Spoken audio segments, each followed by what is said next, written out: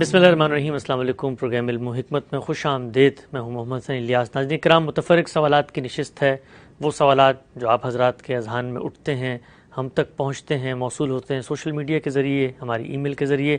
خواہش ہوتی ہے کہ مختلف موضوعاتی ترتیب سے کیے جانے والے پروگرامز کے درمیان میں ان سوالات کو بھی جگہ دی جائے اور ہمیشہ کی طرح غامدی صاحب سے یہ سمجھا جائے کہ سوالوں کا جواب حاصل کیسے کیا جاتا ہے۔ اسی نوعیت کی ایک نشست ہے۔ سابق وہاں سے تشریف فرما ہے جناب جاوید احمد غامدی صاحب۔ السلام علیکم صاحب۔ وعلیکم السلام۔ ہم سے بہت شکریہ آپ کے وقت کا۔ متفرق سوالات کی نشست ہے، سوالات آپ کی خدمت میں وقتاً فوقتاً ہم رکھتے ہیں تاکہ جانیں کہ چیزوں کو دیکھنے کا صحیح زاویہ نظر کیا ہے۔ آغاز کرتے ہیں۔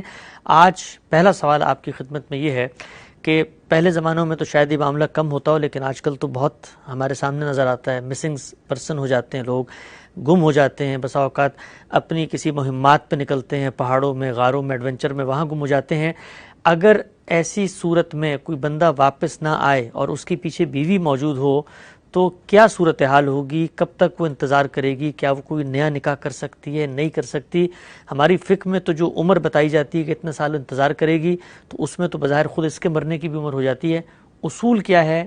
مسئلے کو دیکھنا کیسے چاہیے؟ اس میں سب سے پہلی بات یہ ملحوظ رکھنی چاہیے کہ اللہ تعالیٰ نے اپنی شریعت میں کوئی باقاعدہ حکم اس کے لیے نہیں دیا۔ یعنی ایسا نہیں ہے کہ قرآن مجید کی کسی آیت میں یا رسالت مآب صلی اللہ علیہ وسلم کے کسی ارشاد میں ہمیں کسی خاص فیصلے کا پابند کر دیا گیا ہو۔ یہ صورتحال جب بھی ہوتی ہے تو اصول عامہ کو سامنے رکھ کے فیصلہ کیا جاتا ہے۔ یعنی دین میں جو باتیں کہی گئی ہیں ان سے جو قواعد ہمیں معلوم ہوتے ہیں ان کو ہم سامنے رکھتے ہیں اور کوئی فیصلہ کر دیتے ہیں۔ تو اس میں یہ دیکھیے کہ جو یہ نکاح کا رشتہ ہے یہ کس اصول پر ہے۔ یعنی یہ کوئی ماں باپ کے رشتے کی طرح نہیں ہے، بہن بھائیوں کے رشتے کی طرح نہیں ہے، اولاد کے رشتے کی طرح نہیں ہے کہ پیدائش نے رشتہ قائم کر دیا ہے اور اب یہ بہرحال باقی رہے گا، اس کو میں یا آپ ختم نہیں کر سکتے۔ نکاح کا رشتہ ایک قانونی بندھن ہے، اس میں ایک معاہدے کے تحت دو فریق ایک دوسرے کے رفیق بنتے ہیں۔ مرد اور عورت یہ فیصلہ کرتے ہیں کہ ہم اکٹھے زندگی بسر کریں گے، اولاد پیدا کریں گے اور اللہ تعالیٰ کی جو خلقت کی اسکیم ہے اس میں اس کے ارشاد کے مطابق اپنا حصہ ڈالیں گے۔ یہ ہم جانتے ہیں کہ اس میں بارہا یہ نوبت آ جاتی ہے کہ شوہر محسوس کرتا ہے کہ نباہ نہیں ہو رہا یا کوئی مشکل پیش آ گئی ہے، اسی طریقے سے بیوی محسوس کرتی ہے۔ تو اللہ تعالیٰ کے دین میں علیحدگی کی گنجائش رکھی گئی ہے۔ یہ علیحدگی کے بہت سے وجوہ ہو سکتے ہیں۔ ہمارے ہاں جو اس کے نظائر موجود ہیں اس میں بات یہاں تک آ گئی ہے کہ رسول اللہ صلی اللہ علیہ وسلم کی خدمت میں آ کے ایک عورت یہ کہتی ہے کہ مجھے دیکھ لیجئے میرا حسن و جمال کس درجے میں ہے، اس شوہر کو دیکھ لیجئے میں اس کے ساتھ نباہ نہیں کر سکتی، بلکہ یہ کہتی ہے کہ مجھے یہ اندیشہ ہے کہ اگر مجھے مجبور کیا گیا تو میں کسی کفر کا ارتکاب کر بیٹھوں گی۔ تو رسالت مآب صلی اللہ علیہ وسلم نے اس کو دیکھا، سمجھا، اس کے بعد تفریق کرا دی۔ اسی طرح وہ چیزیں جو اس قانون میں ایک قاعدے کی حیثیت سے ملحوظ ہیں، مانی جاتی ہیں، نان و نفقہ شوہر کو فراہم کرنا ہے، معاش کی ذمہ داریاں ادا کرنی ہیں، اولاد کی پرورش کرنی ہے، زن و شوہر کا تعلق قائم کرنے کے قابل ہونا ہے، ان میں سے کسی چیز میں کوئی خامی ہے، کوئی خرابی ہے، کسی چیز کا فقدان ہو گیا ہے تو کیا قانون ہے؟ قانون یہ ہے کہ عورت خلع کا مطالبہ کر سکتی ہے۔ یعنی وہ کیا کرے گی؟ وہ معاشرے کے پاس آئے گی اور یہ کہے گی کہ یہ مجھے مجبوری درپیش ہے، میں اب اس رشتے کو آگے نہیں لے جانا چاہتی۔ تو اس میں ہمیں یہ تاکید کی گئی ہے کہ ہم حالات کا جائزہ لیں، اگر کوئی سمجھانے بجانے کی صورت ہوتی ہے تو ضرور کریں، اس میں خاندان بھی کوئی کردار ادا کر سکتا ہے وہ بھی کر لے، اگر عدالت نے بھی کوئی کردار ادا کرنا ہے اس کو بھی حق ہے، لیکن بہرحال آخر میں بات اسی کی ماننی پڑے گی۔ یعنی اگر وہ نہیں رہنا چاہتی یا وہ نہیں رہنا چاہتا تو تفریق ہو جائے گی۔ شوہر کے پاس تو چونکہ طلاق دینے کا اختیار ہوتا ہے اس لیے وہ اپنے طور پر یہ فیصلہ کر لیتا ہے، بیوی کو بہرحال عدالت یا معاشرے کے پاس ہی آنا ہوتا ہے۔ تو اس میں کیا ہوا ہے جو صورت آپ نے پیش کی ہے، ایک آدمی غائب ہو گیا ہے یا غائب کر دیا گیا ہے، اب اس کے بعد یہ اس خاتون کا فیصلہ ہے وہ کیا چاہتی ہے، یعنی کیا وہ اس کا انتظار کرنا چاہتی ہے۔ ہمارے معاشرے میں بہت سی خواتین ہیں جو ہو سکتا ہے کہ یہ فیصلہ کریں کہ میں مرد دم تک انتظار کروں گی، یہ بھی ہو سکتا ہے کہ اس کے بچے ہوں اور وہ نہ چاہتی ہو کہ یہ کوئی اور فیصلہ کر کے ان کو کوئی نقصان پہنچائے۔ تو جو بھی اس کی مصلحت ہے اس کے تحت فیصلے کا اختیار اس کے پاس ہے، نہ کہ کسی فقیہ کے پاس ہے.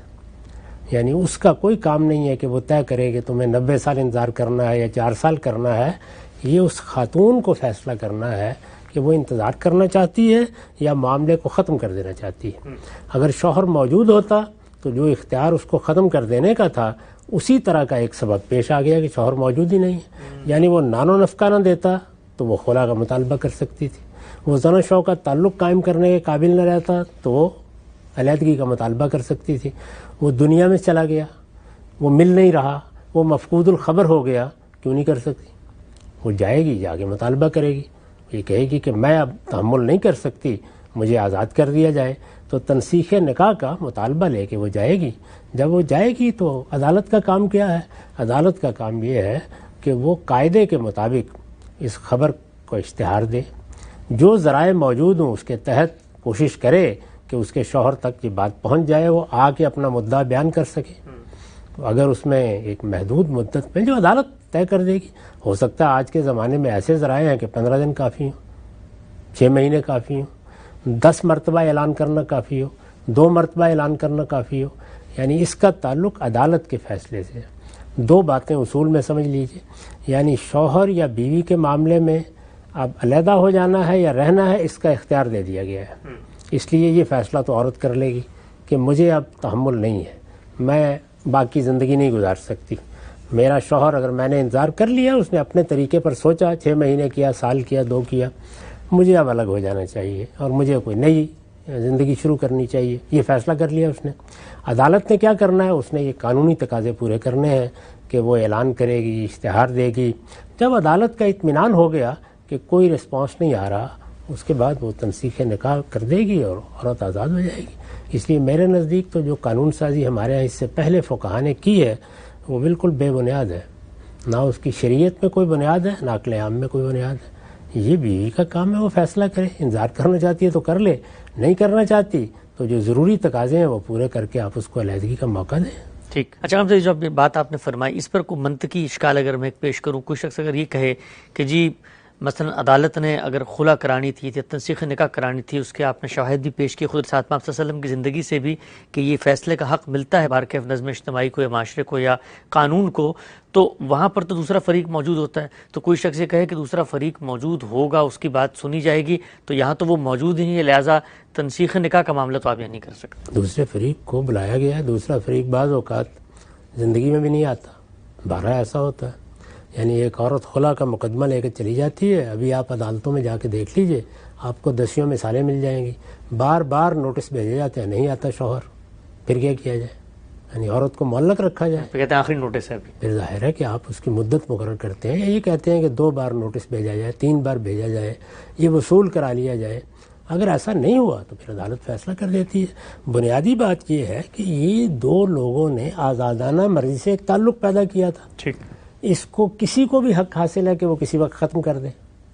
یہاں مسئلہ یہ پیدا ہو گیا ہے کہ مرد تو طلاق دے کے ختم کر سکتا تھا، عورت نہیں ختم کر سکتی. اس کو معاشرے کے پاس جانا ہے. یہی ہمارا بھی اصول ہے اور یہ بالکل درست اصول ہے. اللہ تعالیٰ نے جو فرمایا ہے کہ الذی بیدہ عقدۃ النکاح، تو یہ بالکل درست ہے. لیکن یہ اسی وقت ہے جب کہ وہ شخص آ جائے، آنے کی پوزیشن میں ہو. نہیں ہے تو پھر عدالت فیصلہ کرے گی اور وہ نکاح کو ختم کر دے گی. تو جس طرح باقی معاملات میں یہ اختیار اس کے پاس ہے، اس معاملے میں یہ اختیار کیوں نہیں ہے؟ اور اس میں کوئی مدت کیوں خاص طور پر مقرر کی جائے؟ یہ جو مدت مقرر کرنے کی باتیں ہیں یہ بھی بالکل ایک عقلی قاعدے پر مبنی ہے. یعنی کیونکہ اس زمانے میں اس طرح کے اشتہار نہیں دیے جا سکتے تھے. یہ ریڈیو یا ٹیلی ویژن جو ہو سکتا ہے کہ ان کو پابند کر دیا ہے تو 24 گھنٹے اعلان کر دیں، ایک ایک بچے تک خبر پہنچ جائے، یہ ممکن نہیں تھا. ایک جگہ سے دوسری جگہ خبر پہنچانے میں بھی مہینوں لگتے تھے، تو اس میں مدت مقرر کر دی. پھر کچھ ہمارے ہاں چونکہ منطق کا بڑا غلبہ رہا ہے تو یہ چیز بھی پیدا ہو گئی کہ وہ زندہ ہوگا تو کیسے اس کا نکاح ختم کر دیا جائے؟ زندگی کا ختم کرتے ہیں. یعنی جب عورت یہ کہتی ہے آ کے کہ میں اب اس شخص کے ساتھ نہیں رہنا چاہتی تو زندہ ہی ہوتا تو ختم کرتے ہیں نا.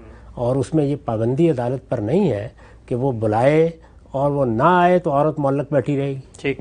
یعنی بلایا جاتا ہے، وہ آیا اپنا مقدمہ پیش کرے، سب سے پہلے اسی کو موقع دیا جاتا ہے. عدالت بھی یہ کوشش کرتی ہے کہ دونوں اپنی اصلاح کر لیں. اللہ کا حکم بھی یہی ہے.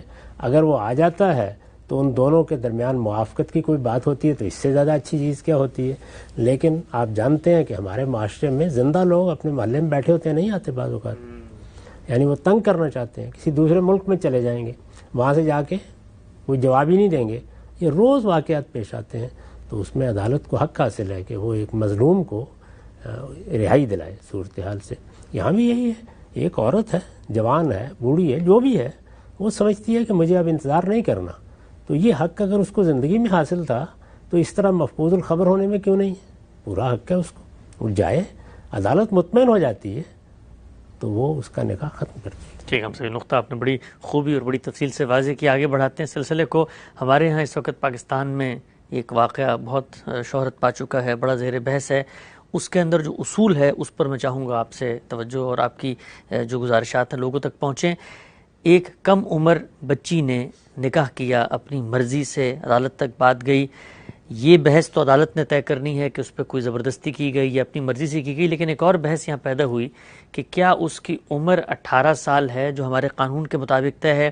کچھ دینی حلقوں کا یہ کہنا تھا کہ یہ شرط دین اور شریعت میں نہیں ہے, شریعت کے لحاظ سے آپ بالغ ہو گئے ہیں تو آپ نکاح کر سکتے ہیں. یہ 18 سال کی جو شرط لوگوں نے لگائی ہے, شرعی طور پہ یہ شرط موجود نہیں ہے. اس شرط کے لگانے پہ کوئی حرج نہیں ہے. ہر معاشرہ بہت سی چیزوں کو سامنے رکھ کر قانون سازی کرتا ہے. میں نے اس کے اصول بتا دیے ہوئے ہیں کہ قانون سازی آپ جب بھی کریں گے, ریاست کی سطح کی قانون سازی کی بات کر رہا ہوں. اللہ تعالیٰ تو کائنات کا خالق ہے, جو حکم بھی دے سر تسلیم خم. ریاست کا حق ہے قانون سازی, لیکن کن معاملات میں؟ یا تو حق تلفی کو روکنے کے لیے قانون بنایا جائے گا, یا کسی کی جان مال آبرو کے خلاف زیادتی کو روکنے کے لیے. تو اس میں چونکہ بچیاں چھوٹی عمر کی ہوتی ہیں یا بچے چھوٹے عمر کے ہوتے ہیں, ابھی پوری طرح وہ اپنے معاملات کا فہم نہیں رکھتے, بعض چیزوں میں پختہ بھی نہیں ہوتے. اسی طرح ان کی صحت کے لحاظ سے بھی بعض ذمہ داریاں قبل از وقت پڑ جاتی ہیں. تو گوناگوں پہلو ہیں جن کو سامنے رکھ کر انہی کے حقوق کی حفاظت کے لیے یہ قانون مختلف جگہوں پر بنائے جاتے ہیں. یعنی کوئی لازم نہیں ہے بنایا جائے, حالات کو دیکھ کر کوئی معاشرہ بنا سکتا ہے. تو میرے نزدیک شادی کی عمر لڑکوں کے لیے طے کرنا, لڑکیوں کے لیے طے کرنا, یہ ریاست یا معاشرہ کر سکتا ہے. یعنی یہ اصل میں حقوق ہے کہ حفاظت کے لیے ہے. یعنی خود لڑکی کے حقوق, خود اس کی صحت کے مسائل, بلکہ اس سے آگے جو بچہ ہونے والا ہے اس کی ذمہ داریاں کیا وہ اٹھانے کی پوزیشن میں یا نہیں. تو اس طرح کی تمام چیزوں کو سامنے رکھ کر اگر کوئی قانون سازی کرنا ہو تو اس میں کوئی حرج کی بات نہیں ہے. لیکن اس قانون سازی میں یہ چیز لازماً ملحوظ رکھی جائے گی, اور وہ یہ ہے کہ جب آپ نے شادی کرنی ہے تو آپ اس کی پابندی کریں گے. ایک بچے یا بچی نے قانون کو توڑ دیا اور انہوں نے شادی کر لی, تو ان کے درمیان تعلق قائم ہو گیا. اب یہ ہو گیا ہے تو کیا کرنا ہے؟ اس میں معاملے کو اب اس طرح نہیں دیکھا جا سکتا, اب سارے حالات کا جائزہ لینا ہوگا. یعنی اس میں عدالت کو بھی یہی کرنا چاہیے کہ وہ معاملے کو دیکھے, کہیں کوئی جبر تو نہیں ہوا, کوئی غلط طریقے سے ترغیب تو نہیں دی گئی, معاملات کہاں تک پہنچ چکے ہوئے ہیں, کیا فی الواقع کسی گھر میں اس کو وہ حفاظت حاصل ہے. تو اب اس کی بہبود اور حالات کو دیکھ کر فیصلہ کیا جائے گا. اب مجرد عمر کی بنیاد پر اس طرح کے تعلقات کو آپ ختم نہیں کرا سکتے. یعنی یہ ہے اصول بنیادی طور پر. اب اس میں کیا کیا چیزیں دیکھنی ضروری ہیں اور کن چیزوں کا لحاظ رکھنا ضروری ہے, یہ سب مختلف معاشروں کے لحاظ سے ہو سکتی ہیں اور مختلف لوگوں کے لحاظ سے ہو سکتی ہیں. عمومی طور پر جن چیزوں کی طرف توجہ دلائی جا سکتی ہے وہ یہ ہے کہ فیصلے کا باعث کیا بنا ہے. اب مثال کے طور پر اگر عدالت اس نتیجے پر پہنچتی ہے کہ بچی یا بچے کا رجحان ہوا, یا بچی یا بچے کی شادی والدین اس کی مرضی کے خلاف کہیں زبردستی کرنا چاہ رہے تھے, تو وہ اور طرح سے فیصلہ کرے گی. اگر وہ یہ محسوس کرتی ہے کہ جن لوگوں کے پاس بچی گئی ہے ان کے ہاتھوں میں محفوظ نہیں ہے, وہ لوگ اچھے نہیں ہیں, ان کے خاندان کے بارے میں یا خود لڑکے کے بارے میں یہ معلوم ہوتا ہے کہ اوباش ہے, تو ظاہر ہے کہ فیصلے کی نوعیت اور ہو جائے گی. تو اس میں دیکھنا یہ چاہیے کہ لوگوں کی بہبود کیا ہے, ان کی بہتری کیا ہے, ان کے حقوق کی حفاظت کس طرح سے بہتر ہوگی. شادی جیسا مقدس ادارہ یہ کہیں خرابی کا باعث نہ ہو. اس میں والدین کو بھی یہ کرنا چاہیے کہ ایک ہے کہ جب تک بچہ ان کی بات مان رہا تھا, جب اس نے سرکشی اختیار کر کے اتنا بڑا اقدام کر لیا تو انہیں اس کی پشت پر کھڑے ہو جانا چاہیے. وہ اپنی انانیت کا مسئلہ نہ بنائے. وہ ایک دوسرے گھر میں بچی چلی گئی ہے, پتہ نہیں اس کو کیا حالات پیش آئیں گے. چھوٹی عمر میں فیصلہ کیا ہے, معلوم نہیں کتنا غلط فیصلہ کر بیٹھی ہے. کس طرح کی جذباتی یا ہیجانی صورتحال میں فیصلہ کیا گیا ہے، تو اگر اس فیصلے کو آپ زبردستی ختم کرانے کی کوشش کریں گے تو اس سے اور خرابیاں جنم لیں گی. آپ پیچھے کھڑے ہو جائیں. زیادہ سے زیادہ کیا ہوگا؟ زیادہ سے زیادہ یہ ہوگا کہ اس فیصلے کے کوئی غلط نتائج سامنے آ جائیں گے. تو بچی کو اس پوزیشن میں ہونا چاہیے کہ والدین کا گھر اور سینہ اس کے لیے کھلا ہوا ہے، واپس جا سکتی ہے. یہ طریقہ اختیار کرنا چاہیے. تو اس میں نہ تو 17 اور 18 سال کو سامنے رکھ کر نکاح ختم کرانے یا ان کو واپس کرانے کی کوشش کرنی چاہیے، نئی حالات کو سامنے رکھ کے. البتہ یہ بالکل درست ہے کہ میں اپنے بچے کی شادی کرنے لگا ہوں، آپ کرنے لگے ہیں، تو ہمیں قانون کی پابندی کرنی ہے. اس موقع پر اگر عدالت یا قانون روکنا بھی چاہے تو ان کا حق ہے کہ روک دیں.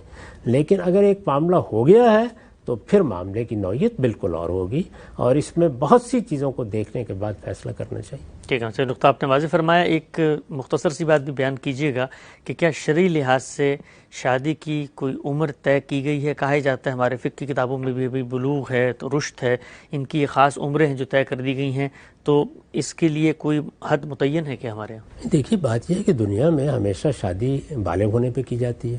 قرآن مجید نے بھی اس کو اسی طرح لیا ہے. یہ ایک امر واقعی کا بیان ہے، اس کو قانون بنانے کی کوئی ضرورت نہیں ہے.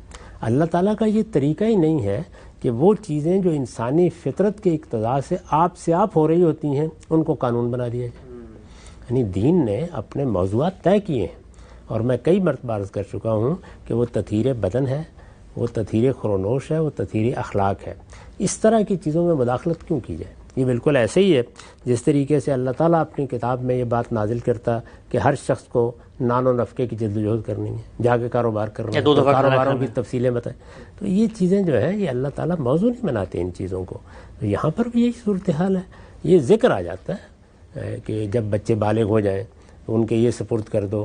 اسی طرح مثلا یہ تعلیم دے دی ہے کہ یتیموں کے معاملات میں جب وہ بالغ ہو جائیں پھر رشد کو پہنچ جائیں تو ان چیزوں کو سامنے رکھ کر، بلکہ عقل عام کے تقاضوں کو سامنے رکھ کر، میں نے عرض کیا ہے کہ معاشرے کو حق حاصل ہے کہ قانون بنا دے، لیکن اس قانون کی خلاف ورزی اگر ہو گئی ہے، یعنی کسی بچے نے کر دی ہے اور اس حد تک خلاف ورزی ہو گئی ہے کہ زن و شو کا تعلق بھی قائم ہو گیا، بچی چلی گئی، ایک گھر میں جا کے آباد ہو گئی، تو اب دین کا مزاج یہ نہیں ہے کہ آپ اب عمر کا سرٹیفکیٹ لے کے آ جائیں.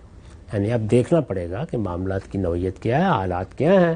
اگر سازگاری کی صورت ہے تو میں آپ کون ہوتے ہیں گھر کو اجاڑنے والے، اور اگر کوئی ناسازگاری کا پہلو ہے تو اس کی پوری تحقیق کرنی چاہیے، اس کے لحاظ سے اقدامات کرنے چاہیے. ٹھیک ہے، سب آگے بڑھاتے ہیں سلسلے کو. یہ بیان فرمائیے گا، گزشتہ دنوں ہمیں اپنے پڑوسی ملک سے بھی یہ خبریں موصول ہوئیں کہ وہاں پر ایک مذہبی حکومت کا قیام وجود پذیر ہوا ہے.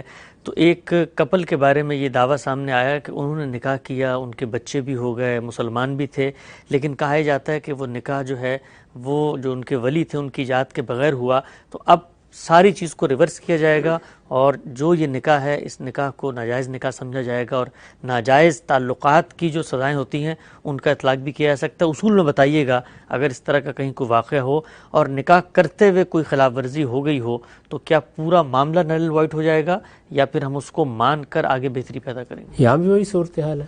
یعنی جب نکاح ہو رہا ہے تو اس میں بہت سی چیزوں کا لحاظ رکھنا چاہیے.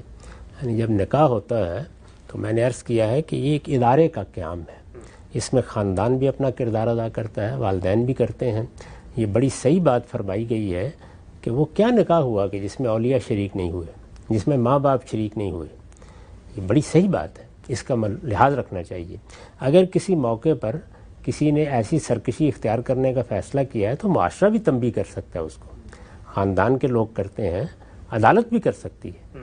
آپ کوئی قانون بھی بنا سکتے ہیں کہ اولیاء کو لے کر ہی نکاح کیا جائے. دیکھیے رسالت مآب صلی اللہ علیہ وسلم نے اس میں کتنی نازک بات کو ملحوظ رکھا ہے. یہ کہا کہ جو کنوارے بچے بچیاں ہوتے ہیں یہ اپنے اولیاء کو ساتھ لے کے نکاح کریں، اور اگر کوئی بیوہ عورت ہے تو وہ اپنا فیصلہ خود کرنے کا حق رکھتی ہے. کیا فرق؟ یعنی فرق کی وجہ کیا ہے؟ ذرا سا غور کریں تو وہی چیز ہے کہ یہ بچے ابھی الڑ ہیں، ان کی ابھی اس طرح عقل پختہ نہیں ہوتی، یہ جذبات اور ہیجان میں فیصلے کر لیتے ہیں. اس میں والدین کی شرکت، اولیاء کی شرکت کی بڑی محبوب مقصود ہے. یہاں بھی وہی صورتحال ہے کہ ہونے سے پہلے ہم اگر کوئی اقدام کرتے ہیں، معاشرہ کرتا ہے، ضرور کرنا چاہیے، اس لیے کہ معاشرے کے نظم کو قائم رکھنے کے لیے یا اس میں لوگوں کے حقوق تلف نہ ہو جائیں یا لوگ ایسے فیصلے نہ کر لیں کہ جو کل ان کے لیے زنجیر پا بن جائیں، ان کی مدد کرنی چاہیے. لیکن کیا یہ حکم اس طرح کا ہے کہ اگر اس کی خلاف ورزی کر کے کسی نے نکاح کر لیا ہے تو اس کے نتیجے میں حرام تعلق قائم ہو جائے گا؟ ہرگز نہیں. اس طرح کا معاملہ اگر ہو گیا ہے بالکل جائز ہوا ہے، تنبیہ کی جا سکتی ہے. آپ اس کی حرمت کو قائم رکھنا چاہتے ہیں تو کچھ جرمانہ کر دیں، کچھ اس طرح کر لیں، لیکن یہ کہ وہ نکاح ہوا ہے، اس کے نتیجے میں اولاد پیدا ہوئی ہو، بالکل جائز اولاد ہے. جن لوگوں نے بھی اس طرح کا کوئی فیصلہ کیا ہے انتہائی غلط فیصلہ کیا. جی اچھا صاحب، آپ نے بات فرمائی کہ ولی کو ساتھ لے کر اپنا اعزہ، اقربا، والدین، خاندان سب کی رضامندی سے نکاح ہو، ایک نئی زندگی شروع کرنے جا رہے ہیں. لیکن ہم بھی دیکھتے ہیں کہ آج کے دور میں جو لوگ اس کو ملحوظ خاطر نہیں رکھتے تو اس کی بڑی وجہ یہ ہوتی ہے کہ ان کو یہ لگتا ہے کہ اگر ہم نے ان کے ہاتھ میں اپنی باغ دے دی تو یہ تو زبردستی، جو ان کے ذہنی تصورات ہیں، تو ہمارے ہاں بچے پیدا ہوتے ہیں تو والدین جو ہے وہ ذہن میں سوچ کے بیٹھے ہوتے ہیں کہ وہ بچی بھی بڑی ہوگی تو ہم نکاح کر دیں گے. تو خرابی کی اصل وجہ تو اولیاء کا اپنے اختیارات سے تجاوز ہے، جس کے رد عمل میں سب چیزیں پیدا ہوتی ہیں. اس میں کیا شبہ ہے؟ اس میں اولیاء کی بھی تربیت کرنی چاہیے. میں تو کئی مرتبہ یہ عرض کر چکا ہوں کہ ہمارے ہاں ہر نصاب میں یہ چیز شامل ہونی چاہیے، یعنی شہریت کے کیا آداب ہیں. یہ جو متاحل زندگی ہے جس میں آپ شادی کرتے ہیں، خاندان بناتے ہیں، اس کے کیا آداب ہیں، کیا مسائل اس میں پیش آتے ہیں، اس ادارے کو دیکھنا کس نگاہ سے چاہیے. اس کی باقاعدہ تعلیم ہونی چاہیے، تعلیم میں اس کو داخل ہونا چاہیے. بچوں کی پرورش کس طریقے سے کرنی ہے یہ تعلیم کا حصہ ہونا چاہیے، کیونکہ یہ ہماری زندگی ہے. یعنی مجھے اتنی ضرورت حساب سیکھنے کی نہیں پڑے گی جتنی اس کی پڑھنی ہے. ہر عامی اور عارف کو اس مرحلے سے گزرنا ہے تو اس کو لازماً نصاب کا حصہ ہونا چاہیے، اس کو پڑھایا جانا چاہیے. بہت اعلیٰ درجے کے لوگ ہونے چاہیے جو انسانی نفسیات کو سمجھتے ہوں، ان اساتذہ کو اس کی تعلیم بھی لینی چاہیے. تو یہ سارا اہتمام آپ کو کرنا ہے. اب اس کے بعد ہمارے ہاں ظاہر ہے کہ کتنی تربیت کر لیں پھر بھی ناشائستہ لوگ پیدا ہو جاتے ہیں، ناشائستہ حرکتیں بھی کرتے ہیں. اس میں بعض اوقات والدین اولیاء کی انانیت بھی شامل ہو جاتی ہے. تو ایسی سب چیزوں کو دیکھ کر ہی آپ مداخلت بھی کرتے ہیں. اگر فرض کیجئے کہ کسی نکاح کے موقع کے اوپر بھی معاشرہ کوئی مداخلت کرتا ہے تو حالات کا جائزہ لینا چاہیے نا. آخر یہ بچے کیوں اس کے لیے تیار ہو گئے ہیں، یہ کیوں والدین کو ساتھ نہیں لے رہے، تو اس کو سمجھنا چاہیے. اور اگر والدین کا نقطہ نظر معقول ہے تو اس کی تائید کرنی چاہیے، بچوں کا نقطہ نظر معقول ہے تو اس کی تائید کرنی چاہیے.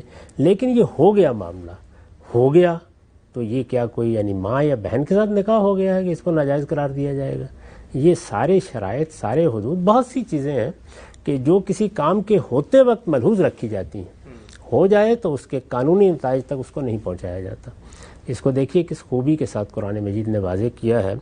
لوگ اپنے باپوں کی منقوہ سے نکاح کر لیتے تھے. قرآن مجید میں نا لا تنکحوا ما نکح آباؤکم، تو قرآن مجید نے یہ کہا کہ جو پہلے ہو چکا ہو چکا. کتنی بڑی بات ہے. یعنی یہ کہا کہ انہ کان فاحشۃ و مقتا و ساء سبیلا، یہ انتہائی قابل نفرت عمل ہے، یہ نہیں ہونا چاہیے تھا. لیکن ہو چکا تو اب یہ ہے کہ آپ ان بچوں کے اوپر فتویٰ لگائیں گے، ماضی میں جھانک کر دیکھیں گے. یہ طریقہ صحیح نہیں ہے. بہت سی چیزیں ایسی ہیں کہ جن کو آپ ابتدا میں روکتے ہیں اور روکنا چاہیے، لیکن اگر ہو جائیں تو پھر ان کے یہ قانونی نتائج نہیں لیا کرتے کہ اس میں اب اولاد حرام کی ہو گئی ہے اور یہ بچے ناجائز ہو گئے ہیں اور یہ تعلق ایسا ہے اور اس میں یہ سزا دینی چاہیے.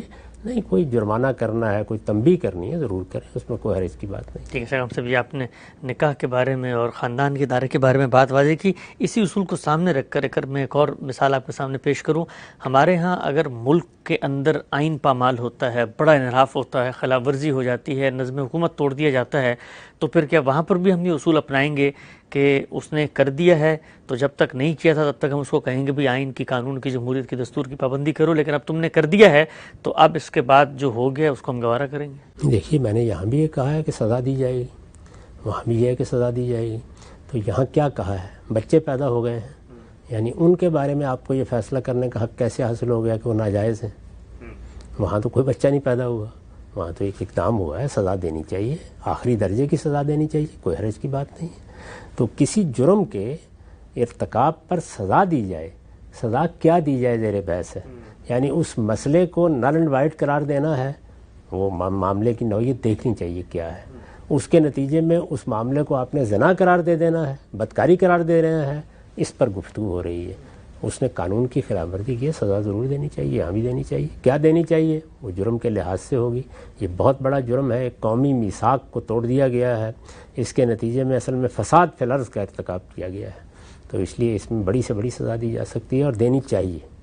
ٹھیک، آگے بڑھاتے ہیں ہم سب اس سلسلے کو. یہ بیان فرمائیے گا کہ ماں باپ دنیا سے رخصت ہو گئے، اولاد پیچھے موجود ہے، تو اب اس اولاد کی ذمہ داری، اس کی پرورش، اس کی نگہداشت، اس کی پرداخت، کھانا پینا، سب یہ کس کے ذمہ ہے؟ دادا کے ذمہ ہے، نانی کے ذمہ ہے، دادا کے بہن بھائی موجود تھے؟ شریعت نے کیا کسی پر پابندی عائد کی ہے؟ اس کا گارڈین کون بنے گا؟ اس میں بھی دیکھیے اصول میں سمجھ لیجئے، اللہ تعالیٰ یا تو کسی چیز کو اپنی کتاب میں یا اپنے پیغمبر کے ذریعے سے متعین کر دیتے ہیں، جس کو ہم کہتے ہیں کہ اب یہ شریعت ہو گئی، اللہ کا حکم ہو گیا، اس کو اللہ تعالیٰ نے ہم پر لازم کر دیا ہے. ایسا نہ ہو تو پھر کس بنیاد پر فیصلے کیے جائیں؟ سوسائٹی کا عرف. یعنی ہر معاشرے کے اندر انسان کا اخلاقی وجود ایک قانون، ایک قاعدے اور ایک عرف میں تبدیل ہو جاتا ہے. دنیا میں قانون کی، قاعدے کی، ضابطے کی دو ہی چیزیں ہیں. تمام عدالتی نظم اسی پر چل رہا ہوتا ہے. یعنی ایک چیز سوسائٹی کے اندر کسی بنیاد پر، وہ کوئی تاریخی مسئلہ ہو سکتا ہے، وہ کسی سوسائٹی کی ثقافت ہو سکتی ہے، وہ اس کا کوئی پس منظر ہے، وہ اس کے کوئی مذہبی عقائد ہیں، وہ اس کی کوئی تہذیبی چیز ہے، کسی بھی وجہ سے کسی اخلاقی قدر نے قانون کی صورت اختیار کر لی. قانون سے میری مراد یہ ہے کہ سوسائٹی میں یہ تو نہیں کہ کسی حکومت نے قانون بنا دیا ہے، لیکن ایک رسم، ایک رواج مانی ہوئی چیز بن گئی. اسی کو قرآن مجید اپنی اصطلاح میں عرف کہتا ہے. تو اس عرف کی بنیاد پر فیصلے کیے جاتے ہیں. یعنی کسی سوسائٹی کا عرف کیا ہے، یہی عرف ہے جس کو پھر جب حکومتیں، منظم حکومتیں وجود میں آ گئیں تو وہ قانون میں بدل دیتی ہیں. یہ عمومی چیز. اسی کی ایک اگلی منزل یہ ہے کہ جب اللہ کے پیغمبر آتے ہیں تو وہ بعض چیزوں میں اللہ کی شریعت نازل کر دیتے ہیں. آپ دیکھیے قرآن مجید نے کس طرح اس کو بیان کیا ہے کہ جب رسالت میں آپ صلی اللہ علیہ وسلم کے ذریعے سے لوگوں کے حقوق کی حفاظت کی ہدایات دینا شروع کی تو پہلے مرحلے میں میراث کے بارے میں یہ کہا کہ معروف کی پیروی کیجیے. یعنی جو سوسائٹی کے اندر قاعدے ضابطے بنے ہوئے ہیں، جو روایات ہیں، تاکہ لوگ کم سے کم حق دینے کی طرف آمادہ ہوں. اس کے بعد اللہ تعالیٰ نے اپنا قانون نازل کر دیا تو اب ظاہر ہے کہ اس معروف کا خاتمہ ہو گیا. تو یہاں پر بھی یہی صورت ہوگی کہ ہماری سوسائٹی کا عرف کیا ہے. تو سوسائٹی کا عرف یہی ہے کہ اگر والدین دنیا سے رخصت ہو گئے ہیں اور دادا دادی موجود ہیں، نانا نانی موجود ہیں، اسی طریقے سے اگر چچا موجود ہیں، ماموں موجود ہیں، وہی ذمہ داری اٹھاتے ہیں. تو یہ ذمہ داری بھی ظاہر ہے اسی لحاظ سے کبھی تقسیم کر کے اٹھا لی جاتی ہے. یعنی مجھے خود یاد ہے کہ ہمارے ہاں خاندان میں ایک اسی طرح کا حادثہ ہوا تو اسی موقع پر طے کر لیا گیا کہ یہ ایک بچے کو دادا پال لیں گے، ایک کو چچا پال لیں گے، ایک ماموں کے پاس چلا جائے گا، کسی کو خالہ نے لے لیا. تو ایسا ہی ہوتا ہے. تو اس میں عام طور پر لوگ فیصلہ کر لیتے ہیں. تاہم اگر کسی موقع کے اوپر کوئی بھی لینے کے لیے تیار نہیں ہے تو یہ ہے ایک بڑی ہی غیر معقول صورتحال. پھر ریاست کو، معاشرے کو بحیثیت مجموعی اپنی ذمہ داریاں پوری کرنی چاہیے. اس میں دیکھیے یتامہ کے بارے میں قرآن مجید نے جو معاشرے پر ذمہ داریاں ڈالی ہیں وہ پھر بتا دیا ہے کہ کیا کچھ کرنا چاہیے. وہ پھر معاشرے کو کرنا چاہیے ہر حال میں. لیکن اگر یہ اجزاء موجود ہیں، یہ براہ راست اجزاء ہیں، یعنی لڑکا دنیا سے رخصت ہو گیا، اس کا باپ موجود ہے، اس کی ماں موجود ہے. اسی طریقے سے عورت ہے تو اس کی ماں یا اس کا باپ موجود ہے. تو جو لوگ بھی ہیں وہ اصل میں فوراً وہ جگہ لے لیتے ہیں. میرے نزدیک اس میں بڑا سادہ اصول یہ ہے کہ وہ لوگ کہ جن کو اللہ نے میراث میں حقدار قرار دیا، جس طریقے سے قرار دیا، انہیں کو ذمہ داری بھی اٹھانی چاہیے. لیکن یہ سب عرف ہی ہے. ٹھیک، یعنی میراث میں حقدار قرار دیا اسی لیے کہ منفعت پہنچتی ہے تو ان کو، اسی لیے نا، یعنی وہ ذمہ داریاں اٹھاتے ہیں، وہ رفاقت میسر کرتے ہیں، وہ برے حالات میں آپ کے ساتھ کھڑے ہوتے ہیں. تو اس سے زیادہ بری حالت کیا ہوگی کہ ایک شخص دنیا سے رخصت ہو گیا ہے، اس کے بچے یتیم ہو گئے.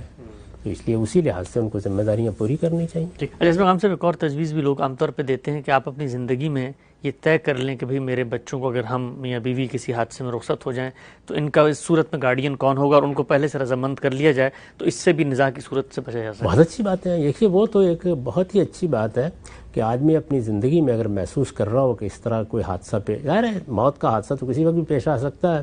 یعنی عمر کے اس حصے میں ہے کہ جہاں پر اس کا اندیشہ محسوس ہوتا ہے تو ضرور اپنے بچوں کے بارے میں وصیت کرنی چاہیے. میرا خیال ہے اس میں سب سے اچھا نمونہ ہمارے ایک جلیل القدر شخصیت علامہ اقبال کا ہے. اچھا. ہاں، ان کی جو اپنے بچوں کے بارے میں وصیت ہے وہ ذرا پڑھیے. اس میں انہوں نے ان تمام چیزوں کو پوری طرح ملحوظ رکھ کے گارڈین مقرر کیے ہیں، سرپرستوں کا تعین کیا ہے، ان کے حقوق بیان کیے ہیں، سب چیزیں بیان کی ہیں. بلکہ یہاں تک واضح کیا ہے کہ میرے بچوں کے جو فیصلے ہوں گے وہ فقہی لحاظ سے کیسے ہوں گے. اچھا. جی ہاں بالکل. انہوں نے تعلیم و تربیت بھی کون لوگ دیں گے ان کو بھی انہوں نے متعین کیا. اس میں آگے بڑھاتے ہیں ہم سب سلسلے کو, اور یہ بہت ہی مبارک بات ہے کہ مسلمان سوچیں مستقبل کے لحاظ سے بھی اپنی اولاد کے بارے میں. یہ بیان فرمائیے گا کہ ہمارے ہاں اب تو یہ کم و بیش روز ہی کے معاملات آ رہے ہیں کہ بچے کھڑے ہو جاتے ہیں جی کہ والدین نے جو وراثت تقسیم کی ہے, جو وصیتیں کی ہیں, وہ انصاف پر مبنی نہیں ہیں. یہ بات بھی آپ کے پیش نظر ہوگی کہ لوگ اب شریعت کے ان قاعدوں کی حکمت سے اس طرح واقف نہیں ہیں, جذبات میں آ کے آدھا بیٹوں کو دے دیا, آدھا بیٹیوں کو دے دیا, اور کچھ اس طرح کی وصیتیں کر کے بھی رخصت ہو جاتے ہیں. کبھی زندگی میں سب کچھ کسی کو دے جاتے. سوال میرا آپ سے یہ ہے کہ معاشرے کی کس حد تک مداخلت اس کے بعد ہو سکتی ہے؟ کیا عدالت آ سکتی ہے, نل انوائٹ کر سکتی ہے کہ میں تو شریعت کے مطابق ہم تقسیم کریں گے, آپ نے غلط تقسیم کیا تھا؟ زندگی میں تو سوائے نصیحت کرنے کی کچھ نہیں کر سکتے ہو. ایک شخص اپنے مال کا مالک ہے, زندگی میں دے دینا روز دیتے ہیں ہم. یعنی کسی بیٹے کو ہم تعلیم کے لیے کہیں سے کہیں بھیج دیتے ہیں, کسی کو ہم نے کسی عام اسکول میں پڑھایا ہوتا ہے, حالات کے لحاظ سے بھی فیصلوں میں بڑی تبدیلی آ جاتی ہے. تو زندگی میں تو آپ اپنے بچوں کو جو دیتے ہیں, بس یہ ہے کہ ہر آدمی کو نصیحت کرنی چاہیے کہ اولاد کے ساتھ بھی معاملہ انصاف کے ساتھ کرے. لیکن اللہ تعالیٰ نے اس کو مقرر نہیں کیا, اس لیے کہ زندگی کے احوال ہی کی نوعیت بڑی مختلف ہے. ایک وقت کے حالات ایک ہیں, دوسرے وقت کے حالات دوسرے ہیں. بچوں کے ساتھ آپ کا تعلق, ان کی ضروریات بھی مختلف ہو سکتی ہیں. ایک بچہ بہت ذہین ہے, اس کی تعلیم کا بہت دور تک بندوبست کرنا ہو سکتا ہے کہ ہزاروں لاکھوں خرچ ہو رہے ہوں. ایک بچہ ہنر مند تھا, اس کو ہنر سکھا دیا, وہ اپنے پاؤں پر کھڑا ہو گیا ہے. تو دسیوں چیزیں ہیں جن کا لحاظ کر کے والدین اپنے بچوں کے ساتھ معاملہ کرتے ہیں. اس میں کوئی پابندی نہیں لگائی گئی. کوئی اگر واضح طریقے پر بے انصافی کر رہا ہے تو نصیحت کی جائے گی, لیکن جس کا مال ہے اس کو حق حاصل کے فیصلے کرے. میراث کے معاملے میں اللہ تعالیٰ نے پہلے وصیت کا حق دیا ہے. یہ بتایا ہے کہ اگر تمہاری کوئی ضرورت ہے, تم کسی کی خدمت کا صلہ دینا چاہتے ہو تو پہلے وصیت کر لو. تو وہ وصیت پھر اس کا حق ہے, اس پر کوئی قدغن میں یا آپ نہیں لگا سکتے. بس اللہ نے جو پابندی لگا دی ہے وہی ہے. لیکن اس وصیت کے بعد اللہ نے حصے مقرر کر دیے ہیں. یعنی رشتہ داری کی بنیاد پر بندے کو یہ حق نہیں دیا کہ وہ وصیت کرے. رشتہ داری کی بنیاد پر خدمت کے لیے کر سکتا ہے, ضرورت کے لیے کر سکتا ہے, لیکن رشتہ داری کی بنیاد پر اللہ نے حصے مقرر کر دیے ہیں. ان کی اگر کسی نے خلاف ورزی کی ہے تو معاشرے کو بھی حق ہے, قانون کو تو اللہ کا مقرر کردہ حق ہے. تو سوسائٹی کی قانون سازی یا مداخلت کی دو ہی تو بنیادیں ہیں, یا پہلے سے موجود کسی حق کو تلف کر دیا گیا ہے, حق دلوایا جائے گا, اور یا یہ ہے کہ جان مال آبرو کے خلاف زیادتی میں اقدام کیا جائے گا.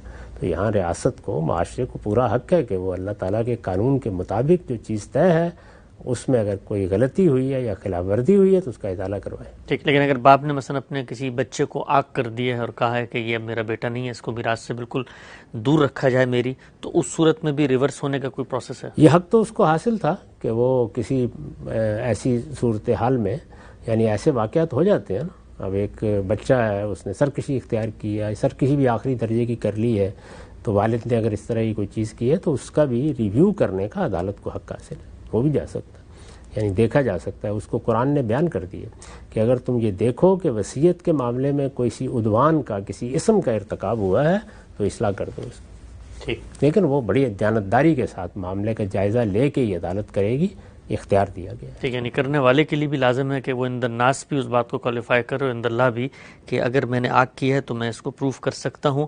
آگے بڑھاتے ہیں سلسلے کو, بیان فرمائیے گا. ہمارے یہاں بڑی ہی عام اور مشہور بات ہے کہ قبر کے اندر 3 سوال ہوں گے, اور ان سوالوں کے بارے میں بھی بتایا جاتا ہے, مختلف باتیں سامنے آتی ہیں. تو یہ کئی بات قرآن مجید میں بیان ہوئی ہے کہ انسان جب دنیا سے رخصت ہوگا تو سب سے پہلے 3 سوال پوچھے جائیں گے. یہ بات تو قرآن مجید میں جگہ جگہ بیان ہوئی ہے کہ جب موت آتی ہے تو فرشتے آتے ہیں, اس وقت مکالمہ بھی ہوتا ہے, بات بھی ہوتی ہے, سوالات بھی ہو جاتے ہیں. وہ قرآن میں نقل ہوئے ہیں بہت سے. اور جب آتے ہیں تو وہ اس شخص کے لحاظ سے آتے ہیں, یعنی وہ فرشتے کہ جو سختی برت رہے ہوتے ہیں اور وہ فرشتے کہ جو استقبال کر رہے ہوتے ہیں. تو یہ ساری باتیں تو قرآن مجید میں جگہ جگہ بیان ہو گئی ہیں.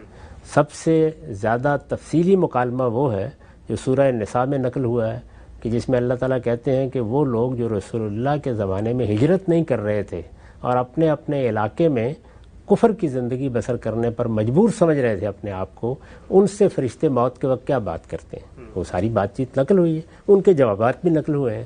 تو اس کا مطلب یہ ہے کہ موت جب آتی ہے تو یہ صورتحال پیش آ جاتی ہے. یہ تو قرآن نے بتا دیا.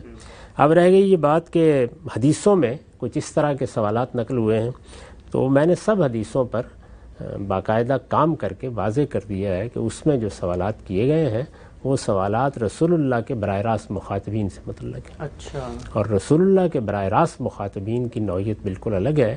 ان سے جو سوالات کیے جائیں گے اس میں سب سے اہم سوال یہی ہوگا کہ تمہاری طرف ایک پیغمبر کی براہ راست بعثت ہوئی، کیا رائے رکھتے ہو ان کے بارے میں؟ تو وہ نقل ہو گیا. اس میں اگر لوگوں کو ضرورت محسوس ہو تو وہ تمام تحقیقات کا خود مطالعہ بھی کر سکتے ہیں. ٹھیک ہے سر جی، نقطہ بھی آپ نے واضح فرمایا. چند منٹ ہمارے پاس باقی ہیں، ایک دو سوال اور لے لیتے ہیں.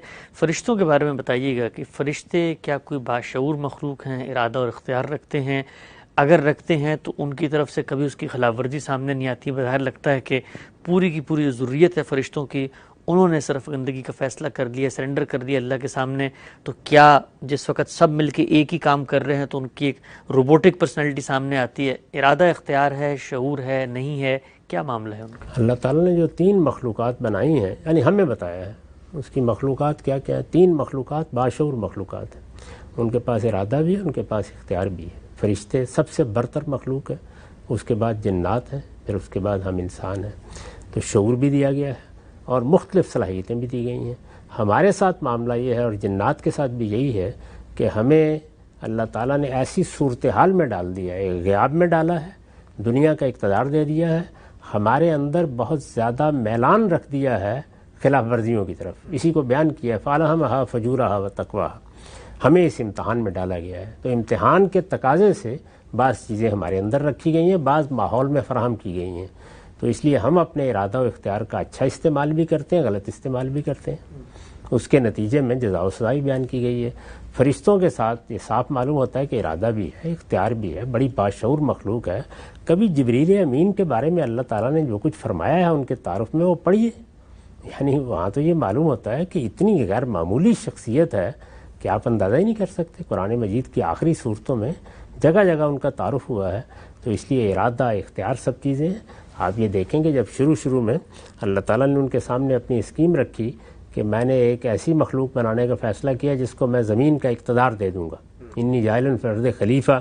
انہوں نے باقاعدہ سوالات کیے اور بڑے شعوری سوالات کیے، بڑے عاقلانہ سوالات کیے. یعنی یہ سوال ایک بڑا عقلی سوال ہے کہ اگر آپ اس طریقے سے کسی کو زمین کا اقتدار دے دیں گے. فرشتوں کو بادشاہی نہیں دی گئی، زمین کا اقتدار نہیں دیا گیا. ان کو اقتدار دینے کا مطلب یہ ہے کہ اللہ تعالیٰ نے براہ راست تعلق ختم کر دیا. اب ظاہر ہے اللہ تعالیٰ ہمیں براہ راست حکم نہیں دیتے، ہم روز ان کی بارگاہ میں حاضر نہیں ہوتے. زمین کے اوپر اب قیامت تک جو ہم چاہتے ہیں کرتے ہیں. کبھی کبھی وہ مداخلت کرتے ہیں، ورنہ بالعموم انسان جو چاہتا ہے کرتا ہے. عمارتیں بناتا ہے، حکومتیں قائم کرتا ہے، اپنے بڑے بڑے خاندانوں کی حکومت قائم کر لیتا ہے، بڑے مظالم کا ارتکاب بھی کرتا ہے. نہیں مداخلت ہوتی. تو اللہ تعالیٰ نے ہمیں تو یہ اقتدار دیا ہے، فرشتوں کو نہیں دیا یہ اقتدار. جنات کو بھی اقتدار دیا ہے، ہمیں بھی دیا ہے. جب انہیں نہیں دیا تو اس لیے ان سے کسی غلطی کا صدور بھی نہیں ہوتا. غلطی کے تو اسباب ہوتے ہیں. یعنی اگر مجھے مال و دولت سے محروم کیا ہے تو میں چوری بھی کر سکتا ہوں کسی موقع کے اوپر جو مجھے نہیں کرنی چاہیے. میں غبن بھی کر سکتا ہوں جو مجھے نہیں کرنا چاہیے. اگر ایسے حالات ہی درپیش نہیں ہیں تو میرا دماغ خراب ہوا ہے، میں یہ کام کروں گا. تو اس لیے فرشتوں کا معاملہ ان کے حالات کے لحاظ سے اور میلانات کے لحاظ سے ہے. ورنہ وہ باشعور مخلوق ہیں، سمجھتے ہیں، سوالات کرتے ہیں، چیزوں کو دیکھتے ہیں، تمام امور سے پوری طرح واقف ہیں. ٹھیک ہے. اشرف صاحب، جو مکالمہ نقل کیا جاتا ہے اس کو اللہ تعالیٰ نے خود بیان کیا قرآن مجید میں کہ وَإِذْ قُلْنَا لِلْمَلَائِكَةِ إِنِّي جَاعِلٌ فِي الْأَرْضِ خلیفہ. تو وہاں پر تو فرشتوں کو اختیار دیا جا رہا ہے کہ آپ انتخاب کریں، اور وہیں میں سے جنوں میں سے انہوں نے انتخاب کرنے سے شیطان نے. یہ ارادہ و اختیار ہر لحاظ سے موجود ہے. تو سجدہ کرتے وقت بھی ان کو اختیار تھا. یہ تھوڑی تھا کہ وہ نہ کریں یا کریں یا ایک ہی چیز کے پابند ہیں. نہیں، ان کو یہ اختیار دیا گیا کہ چاہیں تو کریں چاہیں تو نہ کریں. البتہ نتیجہ اس کا کچھ نکلنا تھا. چنانچہ ابلیس نے بھی اسی اصول کے اوپر انکار کیا. تو فرشتے سارے کے سارے جھک گئے. تو اللہ نے بڑی ان کی تعریف کی ہے. وہ اگر اس طرح سے روبوٹ تھے کہ ان کو ہر حال میں جھکنا ہی تھا تو پھر تعریف کا کیا محل ہے اور امتحان کیا تھا اور پھر یہ سب دکھایا کیا گیا.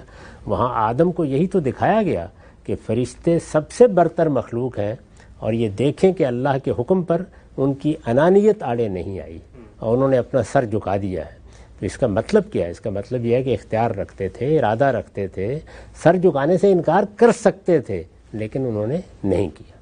ابلیس نے کیا یا جنات میں سے بعض لوگوں نے کیا؟ ٹھیک ہے، سے بالکل واضح ہے۔ اچھا، ایک نقطہ، لوگ عام طور پہ منطقی لوگ جو زبان کو نطق کے بجائے منطق سمجھ کے معنی اخذ کرتے ہیں، وہ کہتے ہیں کہ یہ تو اللہ تعالیٰ نے قرآن مجید میں ملائکہ سے کہا تھا سجدہ کرو، شیطان کو تو وہاں کہا ہی نہیں، وہاں تو الفاظ ہیں کہ وَإِذْ قُلْنَا لِلْمَلَائِكَةِ، جب ملائکہ سے کہا گیا تو آگے بھی شیطان پر کیوں عتاب پھر سارا کا سارا آگیا؟ وہ اصل میں ان اسالیب کو نہیں جانتے کہ بعض اوقات توابع کو حکم دینے کی ضرورت نہیں ہوتی، وہ حالات سے واضح ہو جاتا ہے کہ ان کو بھی ہے۔ تو جنات فرشتوں کے توابع کی حیثیت رکھتے تھے، اس لیے ان کو براہ راست حکم نہیں دیا گیا، وہ سمجھ گئے کہ ہمیں بھی دیا گیا ہے، آگے استثناء نے واضح کر دیا۔ تو یہ علی سبیل التغلیب کا اسلوب ہوتا ہے، ہم بھی دنیا میں اختیار کرتے ہیں، یعنی کسی برتر چیز کو فرض کر لیجئے کہ کسی سوسائٹی کے اندر جیسے ایک زمانے میں غلامی رہی ہے، تو ایک گھر کے مالک کو جو بات کہی جائے گی پورے گھر سے متعلق ہو جائے گی آپ سے۔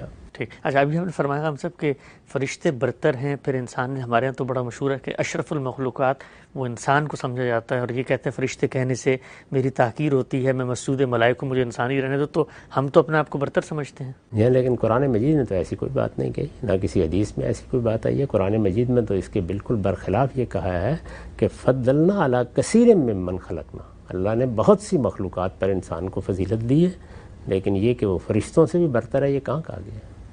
اچھا، آخری سوال، فرشتوں کو جو سجدہ کرنے کے لیے کہا گیا وہ کسی برتری کی وجہ سے نہیں کہا گیا، وہ ایک برتر مخلوق کو اللہ کے حکم کی پیروی کرنے کے لیے کہا گیا۔ اچھا، اسی لیے تو امتحان بنا، اور ابلیس نے اسی سے استدلال کیا ہے کہ خلقت کے لحاظ سے میں برتر ہوں، تو آپ نے کیسے مجھے یہ حکم دے دیا؟ تو اللہ تعالیٰ نے یہ تو نہیں کہا اس کے جواب میں کہ تم خلقت کے لحاظ سے برتر نہیں ہو، عجیب حماقت میں مبتلا ہو، فرمایا تم نے میرے حکم کی خلاف ورزی کی، استکبار کیا تم نے۔ ٹھیک، آخری سوال غام صاحب آج کی نشست کا، ایک فرشتوں کے بارے میں یہ سوال انسانی عقل بھی اٹھاتی ہے کہ انسان کو بنانے کا چلیں ایک مقصد تھا، اور اس مقصد کا سامنے ظہور بھی ہو گیا، جب دنیا میں انسان موجود نہیں تھے تو پھر فرشتے کیوں اللہ تعالیٰ نے تخلیق کیے، ان کا کیا مقصد ہو سکتا تھا؟ یعنی یہ اللہ تعالیٰ کی کائنات ہے، اس نے بنائی ہے، اس میں کیا کیا مقاصد ہیں، اس کا احاطہ میں یا آپ یا ہماری عقل کیسے کر سکتی ہے؟ یہ بات طے ہے کہ جب کائنات بنائی گئی تو اس کا نظم فرشتوں ہی کے سپرد کیا گیا، اسی لیے تو انہوں نے جواب میں یہ کہا ہے کہ ہم تو تسبیح تقدیس کر رہے ہیں، اس پوری کائنات کو ہم نے آپ کی تسبیح و تقدیس سے معمور کیا ہوا ہے، جو حکم ملتا ہے اس کو ہم بجا لاتے ہیں، پھر اس کو پیدا کرنے کی کیا ضرورت ہے زمین کے اوپر؟ تو کائنات پوری کی پوری اس وقت بھی جو ہے وہ فرشتوں ہی کے حوالے کی گئی ہے، اللہ تعالیٰ نے ان کو ذمہ داریاں دی ہیں، وہ معلوم نہیں وہاں کیا کیا کام انجام دے رہے ہیں۔ ہمیں تو اس میں جب ہم نے ایک سوال کیا تھا رسالت مآب صلی اللہ علیہ وسلم کے زمانے میں، تو جواب یہ دیا گیا کہ ما اوتیتم من علم الا قلیلا، تمہیں اس طرح کے معاملات کا بہت تھوڑا علم دیا گیا ہے۔ تو ہمیں اپنے علم کے حدود میں رہنا چاہیے، ہمارا علم ہمارے حواس کے مشاہدات سے بنیاد قائم کرتا ہے، یہی مشاہدات ہیں جو تاریخ کا حصہ بننے کے بعد اجماع اور تواتر اخبار احاد سے منتقل ہو کر ہمارا علم بنتے ہیں، اس سے ہم عقلی استنباط کر لیتے ہیں۔ بس ہمارے علم کے حدود یہی ہیں، یہ اللہ کی عنایت ہوتی ہے کہ وہ اپنے انبیاء کے ذریعے سے کچھ مزید معلومات دے دیں اپنی کتابوں میں، تو وہ ہم آپ کو بتا سکتے ہیں، اس سے آگے بڑھ کر اپنی طرف سے عقلی گھوڑے دوڑانے کی کوئی ضرورت نہیں ہے۔ کہ حواس کے ظاہری اور باطنی حاصلات اور عقلی استنباط کے نتائج ہی ہمارے علم کی بنیاد ہے، اور اسی کی حدود کو پہچاننا چاہیے۔ متفرق سوالات کی نشست تھی، وقت یہاں پہ ختم ہوتا ہے، دوبارہ حاضر خدمت ہوں گے، اجازت دیجیے، اللہ حافظ۔